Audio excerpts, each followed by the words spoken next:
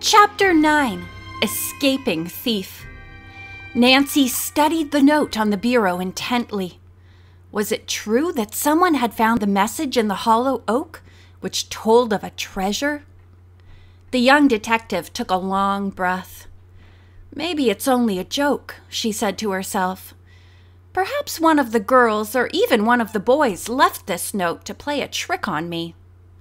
Nancy took out her magnifying glass and examined the paper for fingerprints. There were none on it. She was still puzzled as she laid the note down and began to change her clothes. As soon as she was dressed for the dig, Nancy went to the excavation and climbed down. The busy workers looked up and said, "Hi!" Julianne asked if she had had any luck reaching Ned. "Yes," Nancy replied. "I'll tell you about it later." She changed the subject and asked, "Which of you left a note on the bureau?" "Note?" Julianne repeated. "There wasn't any note when I was in the room." Not only Nancy's roommates, but all the other girls said they knew nothing about the message that had been left for Nancy. "How about you boys?" Nancy called out. They in turn denied having written it. Art asked, "What did it say?" Nancy told him and the others. Teresa looked disturbed. "This is serious. I beg of you, if anyone here did it as a joke, please own up so none of us will be worried." The whole group reiterated that they knew nothing about the strange message. "Oh, Nancy!" Julianne burst out. "It must have been that awful man or some pal of his." Teresa Bancroft said she did not like the thought of anyone sneaking around the dig. "Whoever the person is, he's very brazen to come here in the daylight. I want all of you to be very careful." Nancy's roommates were alarmed over the situation. They were sure she had not heard the last of her enemy. Julianne, after thinking this over, said, "I don't believe what's in that note. If the person had really found the message and was on the track of a treasure, he wouldn't bother to tell you. I think he left the note to frighten you away. If you don't leave, he may harm you." Nancy turned to Teresa. "There's good logic in what Julianne says. I think I should go to Cairo and stay there until my friends arrive. Did Art tell you they're coming?" "He didn't say a word," Julianne replied. Art lowered his eyes. Was it possible he did not like the idea? Quickly, Nancy explained about the 5 friends who would join her on the river trip. "That's fine," said Teresa, "and bring them back with you after the trip. We've plenty of room. As for your leaving here today, I insist that you stay until it's time to go meet your friends." The archaeologist requested that everyone get back to work. Nancy picked up her shovel. The boys had unearthed the fine skeleton of a man and carried it to the laboratory. Here they planned to wire it together so it could be hung up and exhibited. When the others finished work, they all trooped to the barn to see it. The skeleton was suspended from a rod which the boys had put up. Teresa was very much pleased and said it was one of the finest specimens ever to be uncovered. "Any museum would be delighted to have this," she remarked. "But I'm glad it'll be on exhibit at Paulson University." After dinner, Nancy invited Julianne to go on the towboat trip. "Oh, how exciting!" she exclaimed.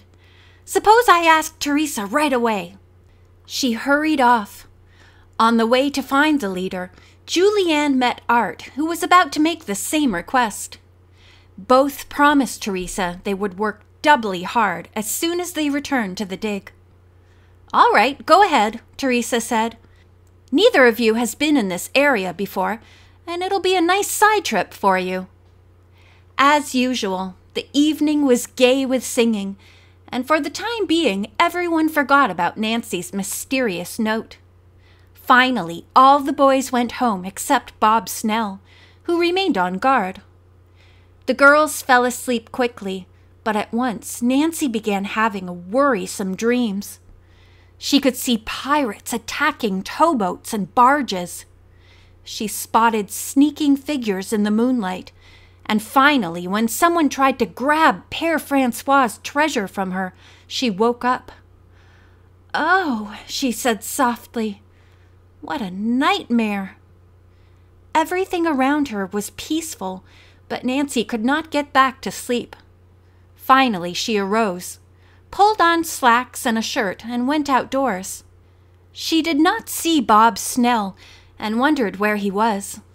Restless, she walked past the dig site and around the house to the farmyard.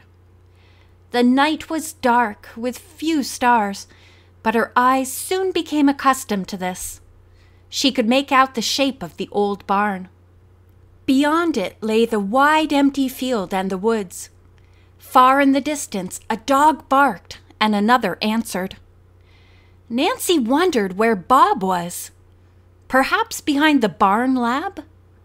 She considered turning on her flashlight, but instinct told her not to. "What's the matter with you?" she asked herself sternly. "You're actually nervous." The next moment, she heard a low creaking noise. Someone was slowly opening the barn door. Instantly, she knew it was not Bob. He would not be so cautious about it.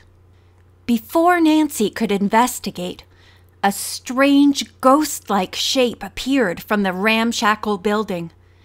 Nancy's heart began to pound as she saw what it was. A skeleton was walking toward her. Nancy blinked several times. Then her good sense returned, and she knew someone was carrying the skeleton in front of him. He must be a thief. Walking on tiptoe, but quickly, Nancy came up to the skeleton. Someone was indeed carrying it. "Put that down," she ordered, reaching out to grab the bony figure. There was a startled grunt from behind the skeleton, and the next moment a man thrust it at her, brushed past, and ran fast toward the road. "Bob! Bob!" Nancy shouted, but got no reply. She did not dare pursue the fugitive.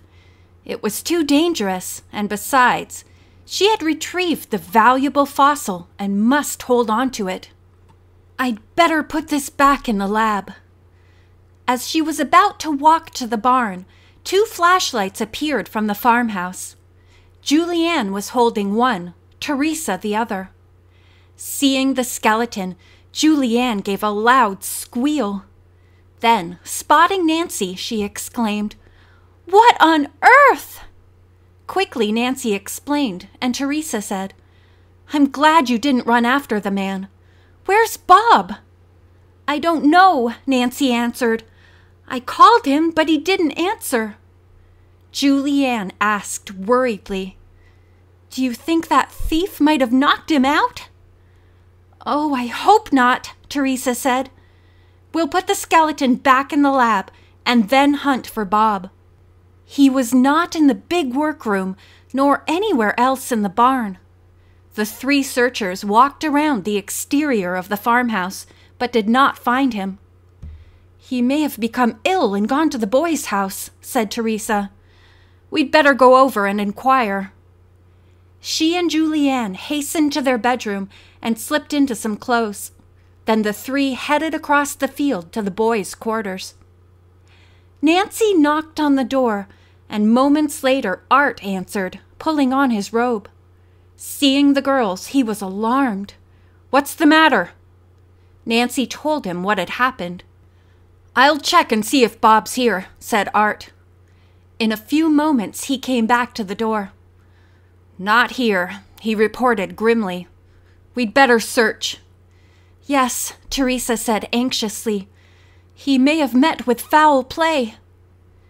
In 20 minutes, the field and woods were alive with flashlights, as all the boys joined in the search for the missing youth. At dawn, they still had not found any sign of Bob. Everyone returned to the girls' farmhouse for a quick breakfast. Then they started out on another search, this time by bright daylight. Art wrinkled his brow. It's odd. Bob would never go off without telling someone. By this time, all the searchers were sure that something had happened to him. He may have been attacked and carried off into the woods, Art suggested to Nancy and Julianne. Let's look there.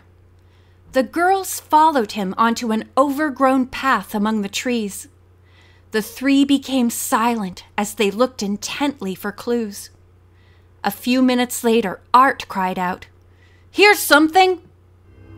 End of chapter 9.